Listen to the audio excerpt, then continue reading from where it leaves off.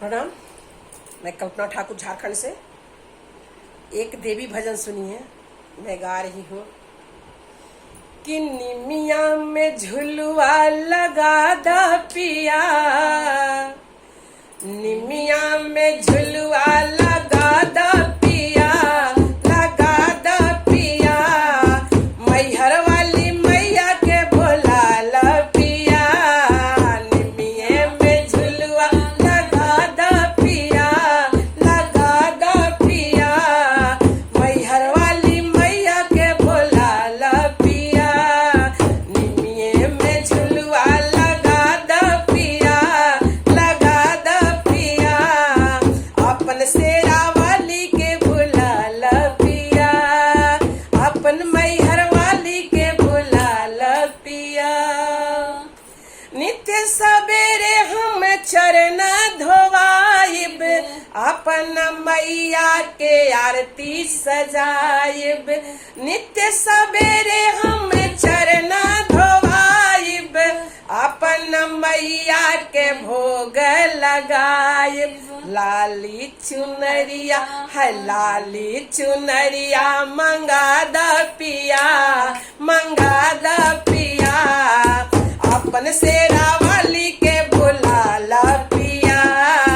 लाली चुनरिया मंगा ला पिया, मंगा ला पिया, अपन मैहर वाली के बुला ला पिया, अंगने में झुलवा लगा दा पिया, लगा दा पिया, अपन मैहर वाली के बुला ला पिया, निमिये में झुलवा लगा दा पिया, अपन शेरा वाली के बोला ला पिया। नित्य सवेरे हम ध्यान लगाइब, अपन मैया के भोग लगाइब, नित्य सवेरे हम ध्यान लगाइब, अपन मैया के भोग लगाइब,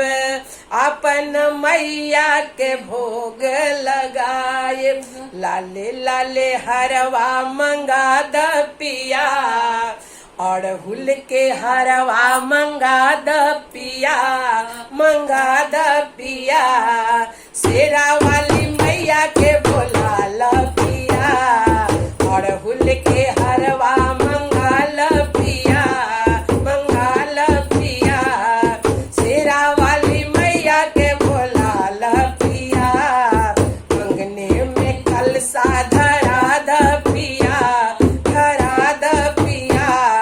शेरा वाली मैया के बोला ला पिया, अंगने में कलसा धरा द पिया, अपन शेरा वाली के बोला ला पिया। गैया के घीवा के दियना जराइब, दिन रात मैया के भजन सुनाइब, गैया के घीवा के दियना जराइब, दिन रात मैया के भजन सुनाइब, लाली महावर है लाली महावर मंगा द पिया, मंगा द पिया,